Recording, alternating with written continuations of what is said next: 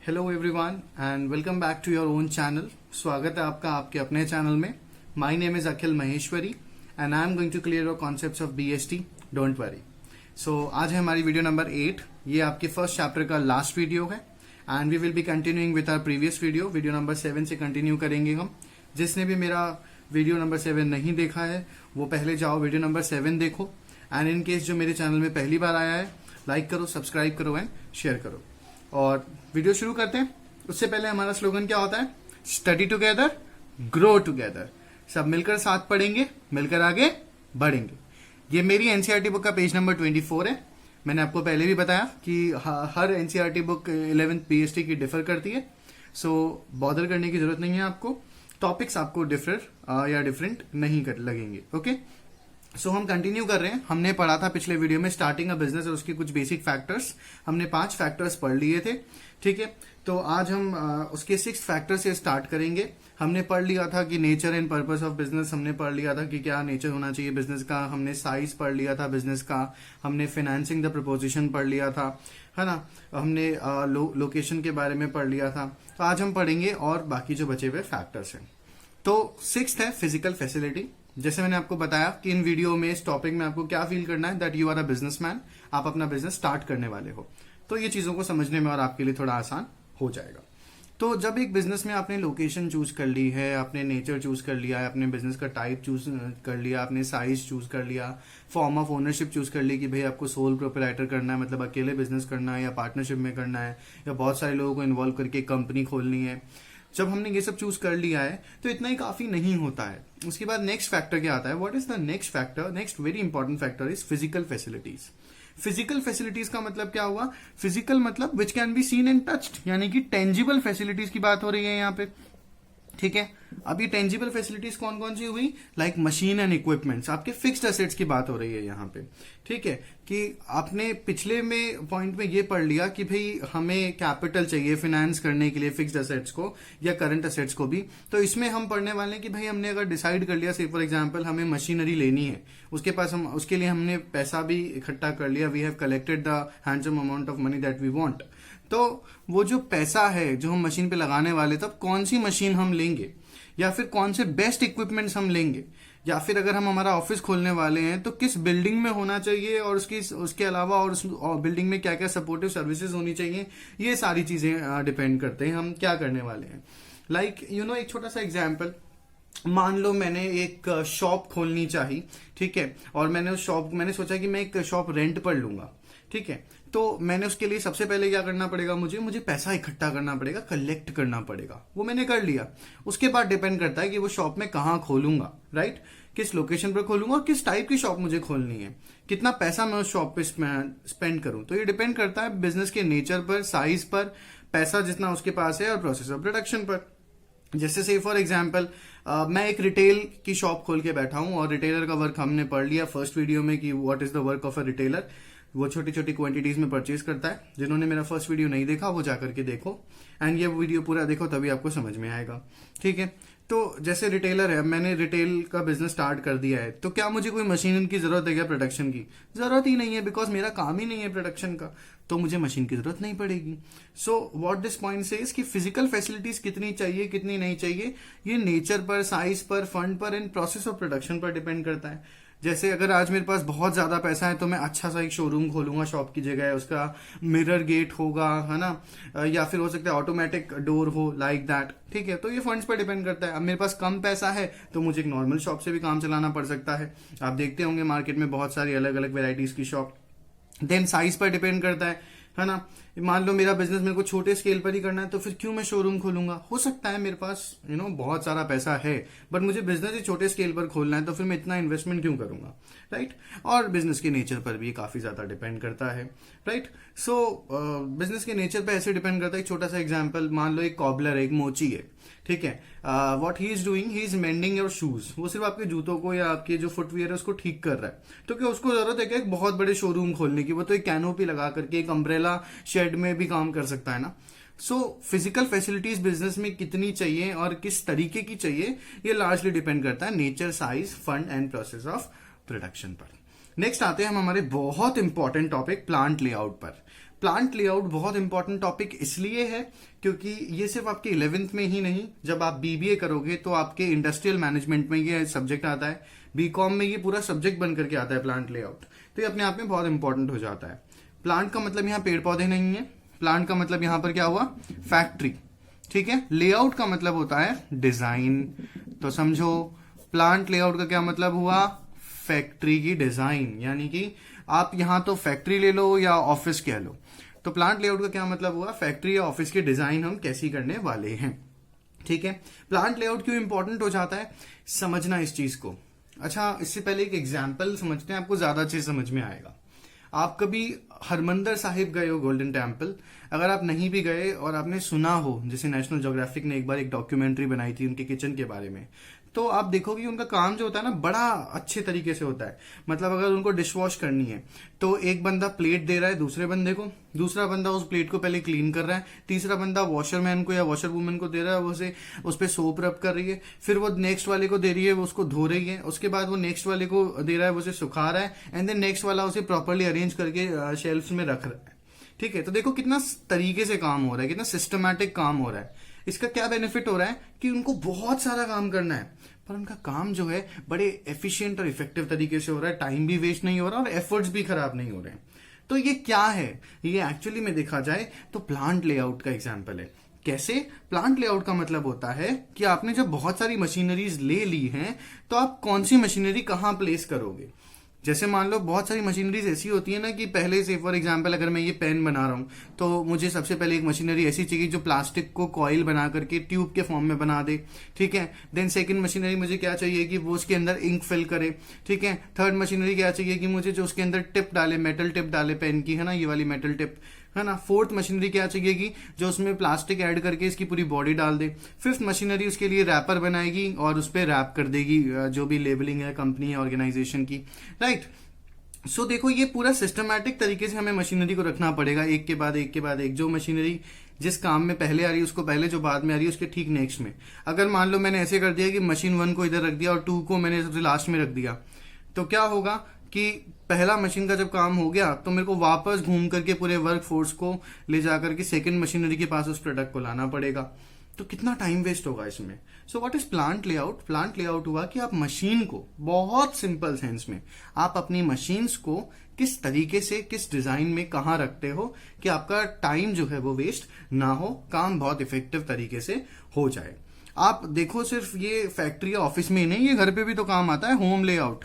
आप इसे home layout भी कह सकते हो, हमारे घर की भी तो हम ऐसे ही डिजाइन करते हैं ना, राइट। तो होम लेआउट हम इसे ऐसे कह सकते हैं कि आप अपने घर पे देखो तो ऐसा तो थोड़ी ना है कि ना आपके जो आपका जो बेड है जिस पर आप सोते हो वो आपने किचन में डाल रखा है। ऐसा तो नहीं है कि किचन में आपने बेडरूम डाल रखा है और जो गैस या स्टोव है या जो भी है वो आपने अपने बेडरूम में डाल रखा है। नहीं है, इसका पूरा सिस्टम है। आप देखोगे ड्राइंग रूम में क्या होता है, ड्राइंग रूम में सोफाज लगे होते हैं, हॉल में घर में सोफाज लगे हैं, डाइनिंग हॉल में लगा हुआ है, ठीक है, बेडरूम में बेड अलग से लगा हुआ है, ठीक है। तो ये सब क्या है, ये सिस्टमैटिक तरीके से काम क्या है, हर बाथरूम जो है वो रूम से अटैच्ड है, ठीक है। तो ये सिस्टम क्या है, दिस इज होम लेआउट। क्या है, घर की डिजाइन करना। क्यों डिजाइन जरूरी है? ताकि काम जो है वो बहुत इफेक्टिव एंड एफिशिएंट तरीके से हो जाए। So what is plant layout? Physical arrangement of machine and equipments. कि एक बार जब मशीन्स खरीद ली है, डिसीजन ले लिया है, पैसा खर्च कर दिया है, तो उन मशीन्स को एग्जैक्टली कहां प्लेस करना है और किस ऑर्डर में प्लेस करना है। देन, और ये इसे आप क्या कह सकते हो, what is plant layout? It is a technique of locating machines, processes and plants, ठीक है। देन ये क्या करता है प्लांट लेआउट? अच्छा इफेक्टिव एफिशिएंट प्लांट लेआउट क्या हेल्प करेगा? आपकी प्रोडक्शन बढ़ा देगा और कॉस्ट को कम कर देगा। काफी हद तक टाइम बचेगा, तो time is money, ultimately cost आपका कम लगेगा, ठीक है। जैसे आप एक बहुत छोटा सा एग्जांपल है, मान लो मैंने फर्स्ट मशीन को तो फर्स्ट पर ही प्लेस किया और सेकंड मशीन को लास्ट पर प्लेस कर दिया है, तो अब मेरे को वहां से यहां ले जाना पड़ रहा है इसको। इसी बीच अगर ब्रेकेज हो गया, हाथ से छूट गया प्रोडक्ट या कुछ हो गया तो नुकसान होगा या नहीं होगा, right. So this is called plant layout, factory design, office design, like that, okay. Then next आता है कॉम्पिटेंट एंड कमिटेड वर्कफोर्स। देखो, आप कोई सा भी काम कर लो, आप बिजनेस कर लो, आप सर्विस कर लो, आप अकेले लेवल पर उसको नहीं कर सकते। Eight the end of the day you need someone. चलो सर्विस तो इनिशियली आप फिर भी कर सकते हो, बट बिजनेस अगर आप करोगे तो आपको करना ही पड़ेगा, लोगों की हेल्प आपको लेनी ही पड़ेगी। अगर आप एक छोटा सा पान का शॉप भी ओपन करके बैठे हो ना आप, तो भी आपको आपके सप्लायर पे डिपेंड होना पड़ेगा सामान लाने के लिए, राइट। सो ये चीज तो बहुत क्लियर है और बहुत एविडेंट है कि कोई भी बिजनेस बिना वर्क फोर्स के सर्वाइव ही नहीं कर सकता है, ठीक है, लॉन्ग रन में तो कभी नहीं कर सकता। तो ये पॉइंट क्या कहता है कि एज अ बिजनेसमैन जब आपने फाइनेंस कर लिया, आपने मशीन्स ले आए, आपने अच्छे से डिजाइन कर लिया कि कहाँ कौन सी मशीन लगेगी ताकि उसका बेस्ट आउटपुट निकल सके, आप क्या करते हो, आप अपने एम्प्लॉयज को ढूंढते हो। और किस टाइप के एम्प्लॉयज जनरली एक बिजनेसमैन देखता है, कॉम्पिटेंट एंड कमिटेड। कॉम्पिटेंट का मतलब क्या हुआ यहां पर कि एक्सपीरियंस्ड एम्प्लॉय भी चाहिए आपको, और कमिटेड का मतलब क्या हुआ यहां पर, आपको इनएक्सपीरियंस्ड एम्प्लॉय चाहिए। दोनों की जरूरत है। देखो एक ऑर्गेनाइजेशन जो होती है वहां पर एक्सपीरियंस्ड एम्प्लॉयज भी होते हैं और इनएक्सपीरियंस्ड एम्प्लॉयज भी होते हैं, दोनों का कॉम्बिनेशन होता है और वो बहुत जरूरी होता है। समझना क्यों, अगर सारे ही एक्सपीरियंस रख लिए, मान लो मैं एक शॉप चला रहा हूं और मेरे से ज्यादा एक्सपीरियंस मैंने एम्प्लॉयज रख लिए सारे ही, तो वो मेरी सुनेंगे ही नहीं, फिर वो मैं उनसे काम ही नहीं करवा पाऊंगा। मैं बॉस होते हुए भी I won't be able to give them orders. तो ऐसे में एक्सपीरियंस्ड एम्प्लॉयज भी जरूरी है, इनएक्सपीरियंस्ड एम्प्लॉयज भी जरूरी है। आप कह लो ऑलमोस्ट हर एज ग्रुप का एक एम्प्लॉय होना जरूरी होता है। एज ग्रुप मतलब obviously after a certain age of working. जैसे एक स्कूल में आप देखोगे तो स्कूल में क्या होता है, आपको ओल्ड टीचर्स भी मिल जाते हैं, ओल्ड एज टीचर्स भी मिल जाते हैं, काफी सारे एज टीचर्स, और कुछ यंग टीचर्स भी आपको मिल जाएंगे। ये कॉम्बिनेशन होना जरूरी है हमेशा। कॉम्बिनेशन नहीं होगा तो बहुत ज्यादा प्रॉब्लम्स हो जाती हैं। जैसे एक छोटा सा एग्जाम्पल है, अभी क्वारंटीन चल रहा है, सब अपने अपने घर में लॉकडाउन में बैठे हैं। मान लो अब ऑनलाइन क्लासेस सीबीएसई और आरबीएसई और जितने भी बोर्ड्स हैं सब ऑनलाइन क्लासेस को वेटेज दे रहे हैं। अब ऐसे में मान लो, आप एक एग्जाम्पल मैं आपको देता हूं कि अगर आपके स्कूल में सारे के सारे ही जो है वो एज टीचर्स हैं जो टेक्नो फ्रेंडली नहीं है ज्यादा, क्या आप ऑनलाइन क्लासेस ले पाओगे? पॉसिबल ही नहीं हो पाएगा आपके लिए ऑनलाइन क्लासेस लेना। तो ऐसे में यहां पर ये प्रूव करता है कि एक जो ऑर्गेनाइजेशन होती है वहां हमेशा एक्सपीरियंस और इनएक्सपीरियंस दोनों का कॉम्बिनेशन होता है। ना तो एक्सपीरियंस एम्प्लॉय ज्यादा होने चाहिए, फिर वो आपकी नहीं सुनेंगे, ना तो इनएक्सपीरियंस्ड एम्प्लॉय ज्यादा होने चाहिए, फिर भी वो आपका सुना हुआ भी किसी काम का नहीं होगा। एक एम्प्लॉय क्या करता है, एक एफिशिएंट एंड इफेक्टिव एम्प्लॉय क्या करता है, फिजिकल और फाइनेंशियल रिसोर्सेस, यानी कि जो पैसा आपने बिजनेस में लगाया और जो मशीन्स आप लेकर के आए हो, उससे वो डिजायर्ड आउटपुट निकालता है। उससे वो जो आपको चाहिए एग्जैक्टली उसका राइट यूज करता है, राइट थ्रू चैनलाइज करता है, एंड डिजायर्ड आउटपुट जो रिजल्ट आपको चाहिए होता है, आउटपुट मतलब रिजल्ट, वो मिल जाता है। ठीक है, लाइक मैं हमेशा एक एग्जांपल देता हूं कि यार आप कितने ही अच्छे से अच्छे मशीन्स ले आओ, कितना ही पैसा लगा लो, at the end of the day अगर आपके पास एफिशिएंट एम्प्लॉयज नहीं है काम करने को, तो फिर डिजायर्ड आउटपुट नहीं आ सकता। देन नेक्स्ट आता है वर्क कमिटमेंट, यानी कि इसका मतलब क्या हुआ कि आपको कैसे एम्प्लॉयज चाहिए जो कमिटेड हो अपने काम के प्रति, जो बहुत ज्यादा they want to do the work, है ना, लाइक। और इसमें बेसिक पॉइंट क्या है, म्यूचुअल ट्रस्ट एंड रिस्पेक्ट। इसका मतलब क्या हुआ, अगर आप एक ऑर्गेनाइजेशन में बॉस हो तो ऐसा नहीं होना चाहिए कि ना यार आप बॉस हो तो आप सिर्फ उसके ऊपर है ना ऑर्डर्स ही ऑर्डर्स कर रहे हो, है ना, लाइक दैट। ऐसा नहीं होना चाहिए, आपको भी उसके प्रति लॉयल होना पड़ेगा, उसे भी आपके प्रति रिस्पेक्ट एंड लॉयल्टी शो करनी पड़ेगी, तभी ऑर्गेनाइजेशन अच्छे से वर्क कर पाएगी। देन नेक्स्ट आता है ऑल टुगेदरनेस। ऑल टुगेदरनेस मैंने आपको समझा दिया कि स्किल्ड एंड अनस्किल्ड, यानी कि एक्सपीरियंस्ड एंड इनएक्सपीरियंस, दोनों टाइप के एम्प्लॉयज एक ऑर्गेनाइजेशन में जरूरी होते हैं। ठीक है, देन अगर आपको लगता है कोई इनएक्सपीरियंस्ड है बट उसमें कैपेबिलिटीज हैं, तो आप उसे ट्रेनिंग दो अच्छे से, आप उसे मोटिवेट करोगे। समझ में आ गया ये point, competent and committed workforce आपको। Okay, then we will move on to our next 2 points. Next point is 9, tax planning. ठीक है, टैक्स प्लानिंग का मतलब क्या हुआ कि अपने टैक्स को इस तरीके से प्लान करना कि आपका टैक्स बच जाए। समझना इस चीज को, सबसे पहली इंपॉर्टेंट चीज क्या है, हैशटैग पर ध्यान दो। No one can avoid tax, यार कोई भी टैक्स देना अवॉइड नहीं कर सकता है। Eight the end of the day आपको टैक्स देना पड़ेगा। अगर आप एक कंट्री में बिजनेस कर रहे हो तो आपको उस कंट्री के rules and regulations, laws and protocols को फॉलो करना पड़ता है। ठीक है, तो टैक्स क्या है बिजनेस के लिए, फायदा है क्या? टैक्स तो लॉस है ना बिजनेस के लिए। कैसे लॉस है, दोनों साइड से मैं आपको समझाता हूं। सपोज करो आपने कोई चीज परचेज की 40 रुपीज में, ठीक है, उस पर आपने टैक्स दे दिया 10%, यानी कि कितने की हो गई वो आपके पास, 44 की हो गई। तो ये तो लॉस हुआ ना आपके लिए, कि अगर टैक्स नहीं होता तो आप उसको 40 में ही खरीदते, बट अब आपको कितना देना पड़ रहा है, 44 देना पड़ रहा है। तो ये क्या कर रहा है, एज अ कस्टमर आपका तो कॉस्ट बढ़ा रहा है। ठीक है, और अब एज अ बिजनेसमैन मैं अगर आपको ये एग्जांपल समझाऊं तो से फॉर एग्जाम्पल आपका प्रॉफिट हुआ 40 रुपीज का, ठीक है, आपको उस पर 10% गवर्नमेंट को इनकम टैक्स देना पड़ रहा है, यानी कि आपको कितना टैक्स देना पड़ रहा है, 4 रुपीज का। तो देखो आपकी प्रॉफिटेबिलिटी भी कम हो गई, ओनली 36 रह गई। तो टैक्स तो एक ऐसी चीज है जो अवॉइड नहीं की जा सकती है, एज अ कस्टमर भी नहीं की जा सकती है, एज अ बिजनेस पर्सन भी नहीं की जा सकती है। और टैक्स जो है वो लॉस की होता है हमेशा, दोनों सिनेरियोज में टैक्स कभी भी प्रॉफिट नहीं होता। सो इन शॉर्ट हम क्या कह सकते हैं कि टैक्स क्या है, टैक्स एक एक्सपेंस है, एक खर्चा है जो हमें करना ही पड़ेगा, और ये वो खर्चा है जिसका हमें कोई आउटपुट नहीं मिल रहा है, ठीक है। हाँ, वो बात अलग है कि आप नेशनल सिक्योरिटी के लिए टैक्स दे रहे हो एंड ऑल, वो मैं पेट्रियोटिक रीजंस नहीं दे रहा हूँ यहाँ पे, मैं बिजनेस माइंडेड पर्सन की तरह सोच रहा हूँ। आप भी वही सोचो कि अगर आप एक बिजनेसमैन और आपको टैक्स देना पड़ रहा है तो उसका कुछ आपको रिजल्ट मिल रहा है क्या? आपको तो कुछ नहीं मिल रहा है, आउटपुट तो कुछ नहीं है, और उल्टा पैसा और जा रहा है, आपका प्रॉफिट ही कम हो रहा है, राइट। तो ऐसे में टैक्स की प्लानिंग करना बहुत ज्यादा जरूरी है कि आपको कौन कौन से टैक्सेस देने हैं, किस टाइप से आप, बेसिकली मेरा क्या मतलब है, किस टाइप से आप कम से कम टैक्स दो, मिनिमम कॉस्ट टैक्स दो, या आप अपना जो टैक्स है उसको आप बचा सको, जिस भी तरीके से हो सके आप उस टैक्स को बचा सको, लीगली बचा सको। सो टैक्स प्लानिंग क्या है कि बिफोर स्टार्टिंग अ बिजनेस, जब आप एक बिजनेस स्टार्ट करने वाले होते हो, आप पूरी टैक्स की प्लानिंग करते हो कि यार किस तरीके से मैं टैक्स को बचा सकता हूं, how can I save my tax expense, जो कि मुझे देना ही पड़ेगा, मैं अवॉइड नहीं कर सकता, बट मैं अगर स्किलफुली चलूं तो मैं कम कर सकता हूं ना।